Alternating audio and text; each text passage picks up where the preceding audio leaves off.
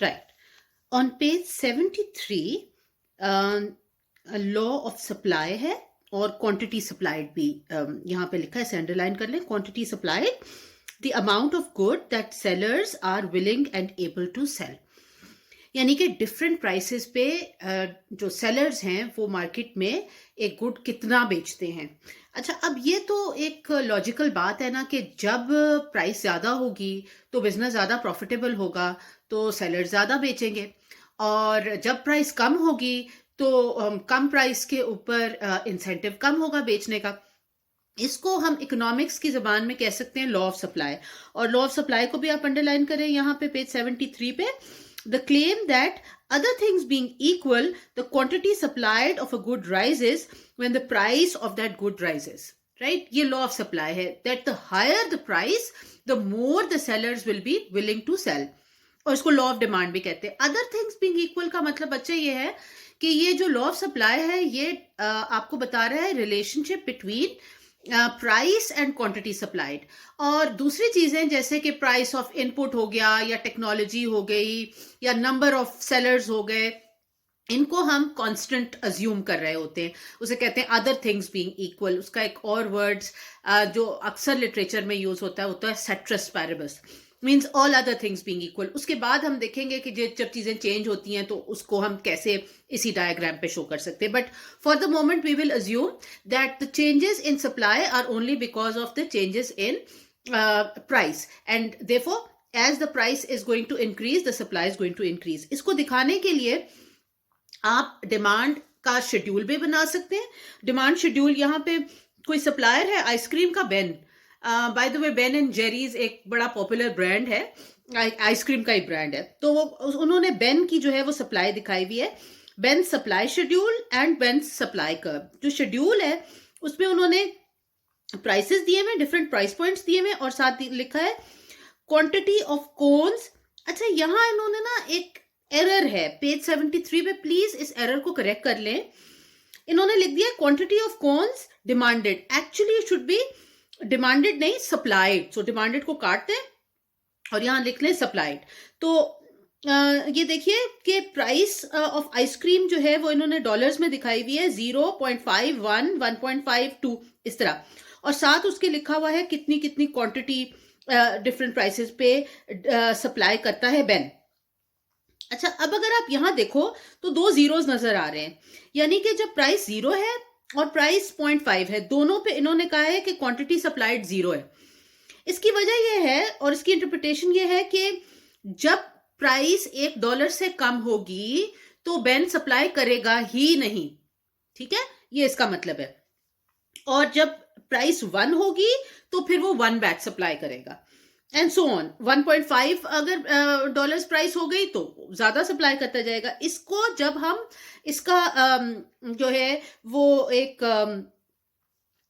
इसका supply curve बनाते हैं और वाई एक्सिस के ऊपर हम रखते हैं प्राइस को और एक्स एक्सिस पे रखते हैं क्वांटिटी सप्लाइड को, तो जो इसका कर्व बनता है वो एक अपवर्ड राइजिंग कर्व इसको कहते हैं.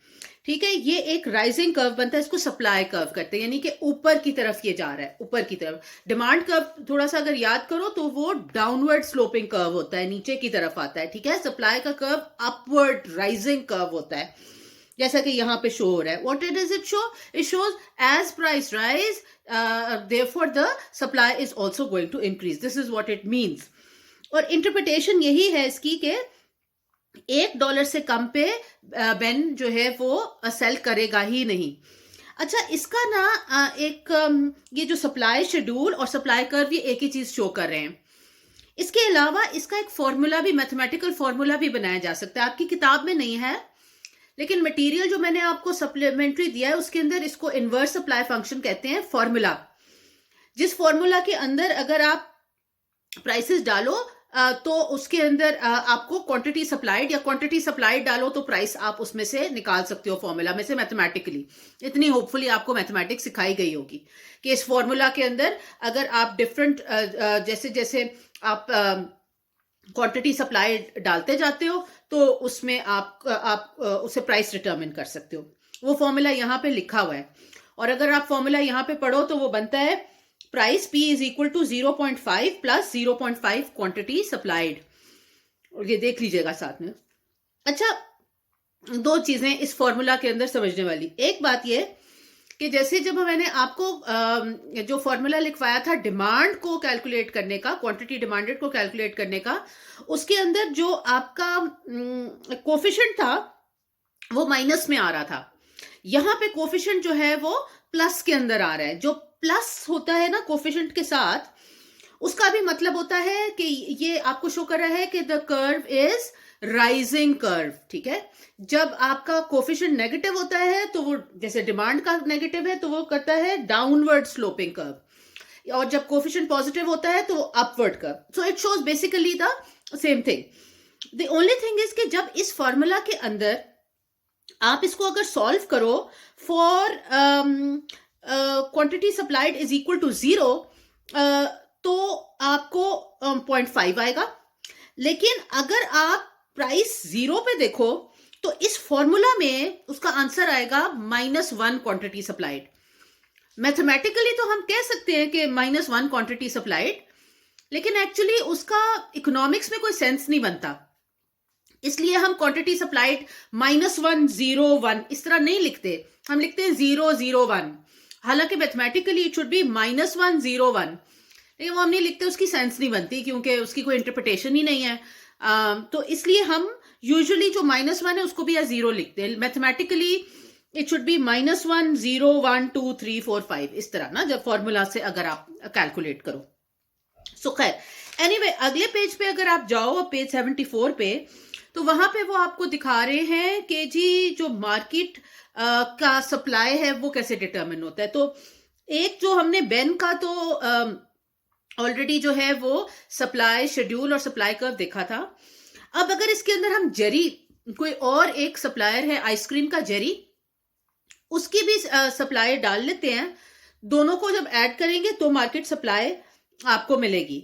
अच्छा, इसके अंदर जेरी का अगर आप देखो, जेरी का जो डिफरेंट प्राइस पॉइंट्स हैं अगर आप वो देखें तो उसके अंदर आपको नजर आएगा कि जो जब $0 है तो जेरी कोई सप्लाई नहीं कर रहा, $0.5 है तो जेरी कोई सप्लाई नहीं कर रहा, $1 पे भी वो नहीं सप्लाई कर रहा। वो सिर्फ जब $1.5 की एक आइसक्रीम वो बेच सकेगा तो वो 2 बैचेस सप्लाई करेगा। ठीक है, अच्छा इसका मतलब क्या हुआ कि below the price of $1.5 they are not going to supply, यानी जेरी उसके कम पे सप्लाई नहीं करेगा। ये इसका जो है वो इंटरप्रिटेशन है, इकोनॉमिक इंटरप्रिटेशन है। लेकिन अगर आप इसको फॉर्मूला से निकालोगे, फॉर्मूला यहां नहीं लिखा हुआ, जो मटेरियल है उसमें मैंने आपको जेरी की जो सप्लाई का शेड्यूल है उसका फॉर्मूला लिख के दिया हुआ है, और उसमें भी अगर आप फॉर्मूला देखो तो उसमें भी जो है वो आपको जो स्लोप है वो पॉजिटिव नजर आएगा। और इसलिए यहां पे भी अगर आप उसकी कर्व भी देखें जो उन्होंने स्केच किया हुआ है, तो that also is upward curve. Supply curve हमेशा अपवर्ड ही होगा, बहुत ही कम केसेस में होता है कि उसका कोई और शेप हो। एनीवे वो अभी हम डिस्कस नहीं कर रहे। Usually most of the cases में wherever the supply law of supply holds, it would be an upward rising curve. तो वो जो फॉर्मूला है अगर उसमें आप जेरी वाले फॉर्मूला में लगाओ तो उसमें आपको पता चलेगा कि ठीक है 1.5 पे तो वो 2 ही जो है वो बैचेस होंगे या क्वांटिटी सप्लाई 2 होगी। लेकिन एट 0.5 अगर फॉर्मूला में आप देखो तो जेरी का $0.5 पे -2 क्वांटिटी सप्लाइड, और इसी तरह 0 पे -4 क्वांटिटी सप्लाइड। अब इसकी मैथमेटिकली तो आप इसको निकाल सकते हैं, लेकिन -4 quantity supplied -2 quantity supplied doesn't make sense. But nevertheless अगर फॉर्मूला से निकालें तो वो माइनस में होगा, बट उसकी इकोनॉमिक सेंस नहीं बनती। अच्छा, अब इन दोनों को जब आप ऐड करोगे, दैट इज बेन और जेरी के हर पॉइंट पे उनकी जो क्वांटिटी सप्लाइड को ऐड करोगे तो वो आपके पास मार्केट क्वांटिटी सप्लाइड आ जाएगा, यानी कि मार्केट सप्लाई का आपके पास एक शेड्यूल आ जाएगा और उसका भी स्केच बनाया जा सकता है। वो सिर्फ ये है कि दोनों का जो बेन और जेरी, उन दोनों के हम जो उनके हर पॉइंट के ऊपर क्वांटिटी सप्लाइड को जब ऐड करते हैं तो फिर जो शेड्यूल बनता है उसको हम कहते हैं ये जो है ये मार्केट सप्लाई है। और यहाँ अज्यूम हम ये कर रहे हैं कि बेन और Jerry are the only two suppliers in the market. अच्छा, सो ये आपके पास, अच्छा अब आप ये देख लें कि इन तीनों केसेस के अंदर थोड़ा थोड़ा जो शेप है स्लोप अपवर्ड ही है। बेन का भी अपवर्ड है, जेरी का और मार्केट तीनों का अपवर्ड स्लोप नजर आ रहा है। उसकी शेप में थोड़ा बहुत फर्क होता है लेकिन वो अपवर्ड राइजिंग है all of it. And why? Because in all these three cases the law of supply holds, and it shows that as the prices are going to increase, therefore the quantity supplied is going to increase. Now अब हमने law of supply के अंदर कहा था other things being equal, ठीक है। अब अगर वो some of the other things if they change then we can show it as shifts in the supply curve. कौन सी ऐसी फैक्टर्स हैं जो कि चेंज हो तो उससे हमें सप्लाई कर्व शिफ्ट करता है। एक तो ये पेज 75 पे लिखा है डिटेल में कि कौन से ऐसे फैक्टर्स हैं which shift the supply curve. क्योंकि हमने जो लॉ ऑफ सप्लाई में तो इनको we were holding it constant, but if we change these then how is it going to affect the supply curve. So first thing is input prices. अच्छा, अब जाहिर है कि जिस प्राइस पे जो उसकी इनपुट्स की प्राइस है सप्लायर जो है उस बहुत सेंसिटिव है क्योंकि प्रॉफिटेबिलिटी उस पर बहुत ज़्यादा डिपेंड करती है।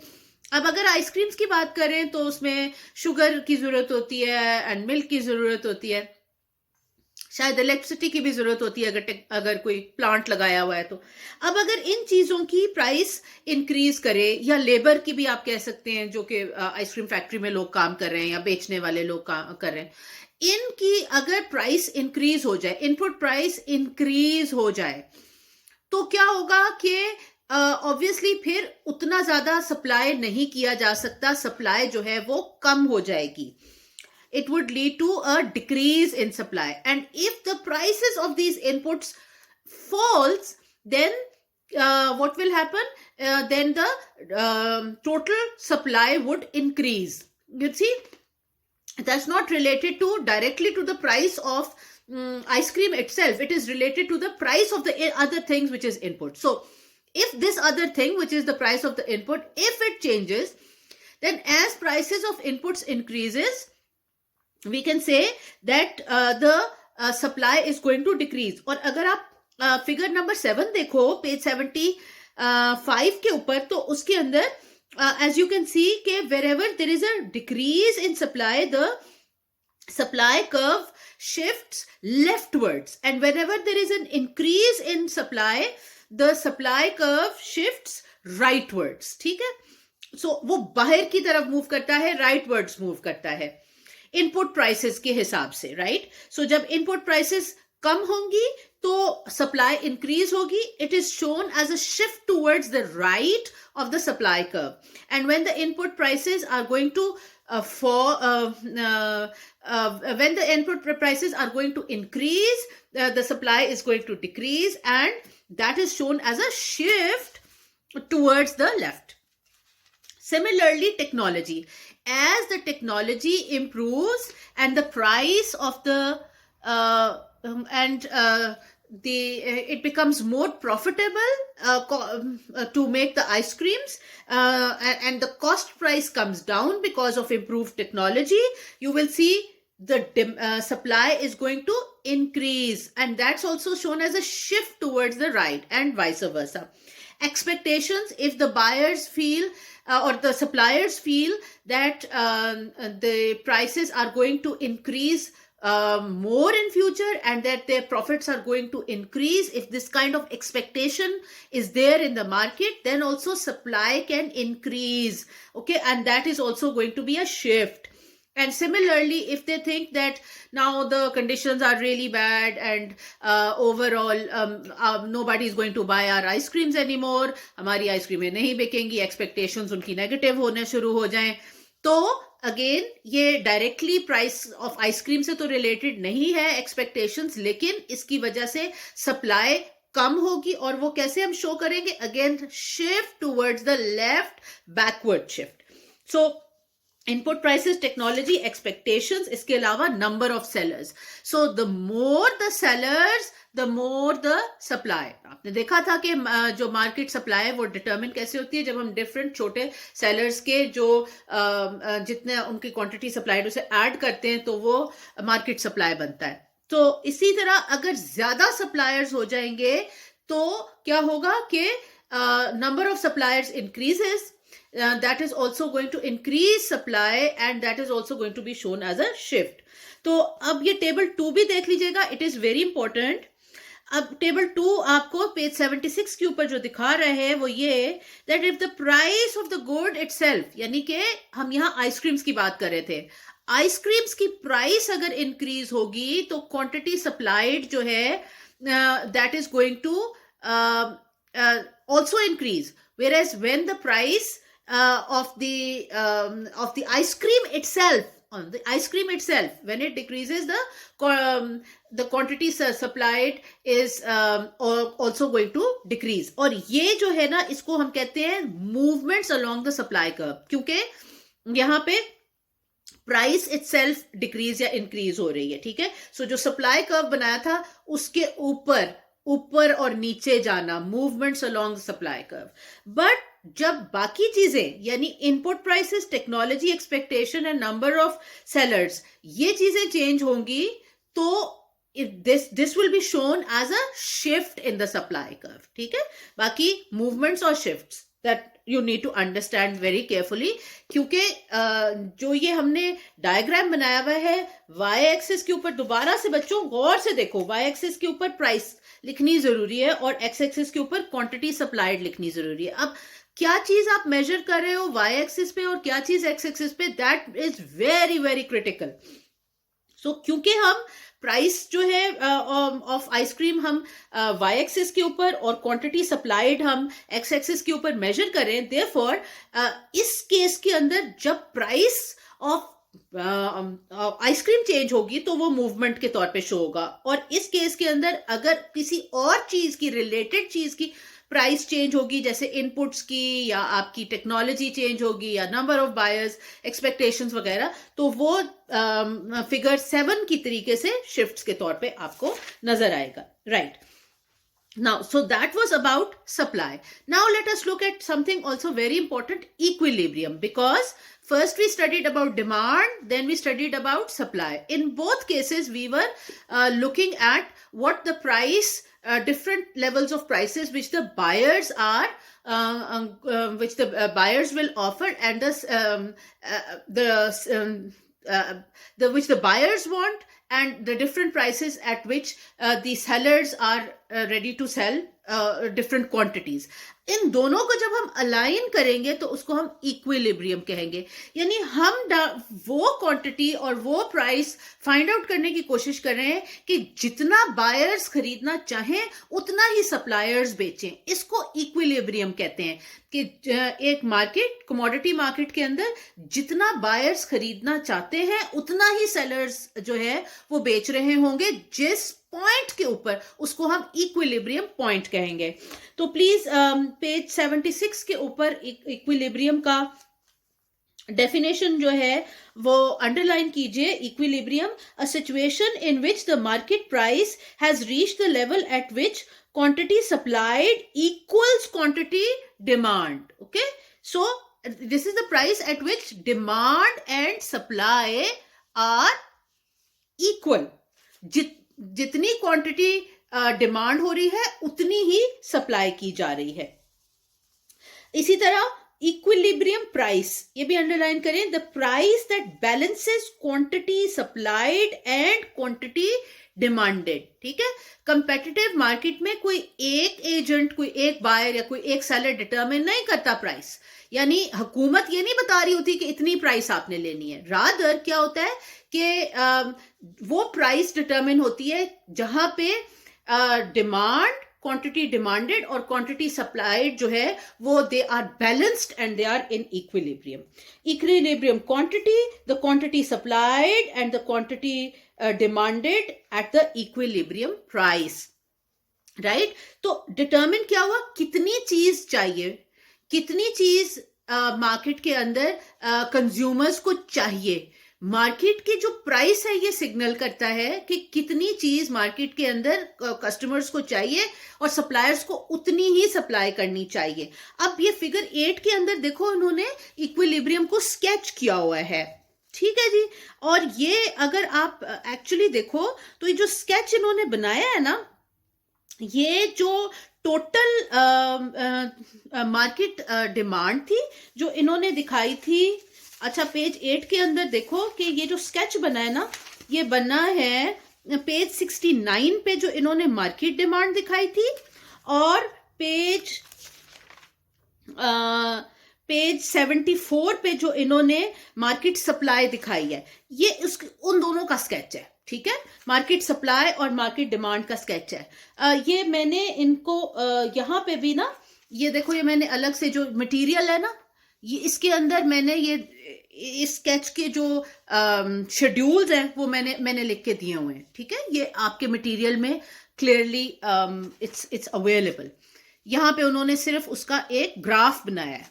तो ये जो ग्राफ है पेज 77 का जो इक्विलिब्रियम शो कर रहा है, दरअसल ये वही फिगर्स हैं जो कि आपने पहले देखे थे सप्लाई के, और ये आपने डिमांड के फिगर्स, ठीक है। ये उसको रिप्रेजेंट कर रहा है। अब अगर आप इसको गौर से देखो तो सिर्फ एक पॉइंट है, यानी कि $2 वाला पॉइंट, हाँ, $2 वाला पॉइंट, जहां पे जितनी डिमांड है उतनी ही सप्लाई है, इसके अलावा कोई पॉइंट नहीं है। ये दो लाइनें हैं जो सिर्फ एक पॉइंट पे इंटरसेक्ट कर सकती हैं। इस पॉइंट को इक्विलिब्रियम कहते हैं। ये इक्विलिब्रियम पॉइंट है। इस इक्विलिब्रियम पॉइंट की जो प्राइस होगी उसको हम इक्विलिब्रियम प्राइस कहेंगे, और इस पॉइंट का जो क्वांटिटी होगी उसको हम कहेंगे इक्विलिब्रियम क्वांटिटी। ठीक हो गया। सो ये इक्विलिब्रियम क्वांटिटी, और ये एक ही हो सकती है। देखें, ऑपोजिट डायरेक्शंस में सप्लाई और डिमांड कर्व जा रहे हैं, वो एक ही पॉइंट पर मीट करेंगे जो कि आपका इक्विलिब्रियम पॉइंट होगा। लेकिन अगर इक्विलिब्रियम पॉइंट, देखो यहां पे उन्होंने एक पेज 77 के ऊपर सरप्लस लिखा हुआ है, प्लीज उसको अंडरलाइन करो। Surplus, a situation in which quantity supplied is greater than quantity demanded. अगले पेज पे अगर तुम देखो पेज 78 के ऊपर, तो फिगर 9 का जो पार्ट ए है उसके अंदर उन्होंने एक्सेस सप्लाई दिखाया हुआ है कि अगर फॉर एग्जांपल देखो $2 जो था वो इक्विलिब्रियम प्राइस था। अगर प्राइस $2.50 हो, इस लेवल के ऊपर they will be excess supply. क्यों? क्योंकि ये तो प्राइस बड़ा अट्रैक्टिव प्राइस होगी, सप्लायर्स इस पे ज्यादा सप्लाई करने की कोशिश करेंगे, लेकिन उतनी डिमांड नहीं होगी, तो सप्लायर्स को अपनी प्राइस कम करनी पड़ेगी और वो वाकई दोबारा से $2 के ऊपर चले जाएंगे। सप्लायर के लिए तो सिचुएशन बहुत अच्छी है कि प्राइस ज्यादा हो, लेकिन इस प्राइस पे जो है वो कम लोग खरीदेंगे, so therefore suppliers will reduce there price, और प्राइस दोबारा से जो है ना वो $2 की तरफ जाने की कोशिश होगी उसकी। एंड सिमिलरली अब दोबारा फिर पेज 77 पे है, shortage, situation in which the quantity demanded is greater than the quantity supplied. ठीक है, ये अंडरलाइन किया। फिर दोबारा जाए पेज 78 पे, और ये इसका बी वाला पार्ट देखें। बी पार्ट के अंदर वो आपको शॉर्टेज दिखा रहे हैं। अब शॉर्टेज यानी $1.5। $1.5 का जो प्राइस है, $1.5 का जो प्राइस है वो बड़ा अट्रैक्टिव है फॉर द कस्टमर्स। उस लेवल पे ज्यादा कस्टमर्स होंगे, लेकिन उस लेवल के ऊपर जो है वो इतनी प्रॉफिटेबिलिटी नहीं होगी, तो सेलर्स नहीं सेल करेंगे। तो दोबारा से 1.5 से अपवर्ड एक प्रेशर होगा प्राइसेस का अपवर्ड टूवर्ड्स $2, और $2 फाइनली वो उतनी प्राइस होगी जिसके ऊपर जितना लोग खरीदना चाह रहे हैं उतना ही दूसरे लोग यानी सेलर्स बेचना भी चाह रहे हैं। तो ये एक एक्सेस सप्लाई और एक्सेस डिमांड, दोनों वो सिचुएशंस हैं जो मार्केट के अंदर शॉर्ट रन के लिए रहती हैं, लेकिन इवेंचुअली मार्केट एडजस्ट करती है। आपने फर्स्ट चैप्टर में भी पढ़ा होगा ना, इट एडजस्ट ऑटोमेटिकली। तो एडजस्ट करती है क्योंकि मार्केट में जो $2 है वही वो प्राइस है जिसपे जितना जो सेलर्स हैं वो बेचना चाहते हैं उतना ही बायर्स खरीदना चाहते हैं। सो ये एक इक्विलिब्रियम प्राइस है, और ये मार्केट जो है वो इक्विलिब्रियम की तरफ हमेशा मूव करेगी।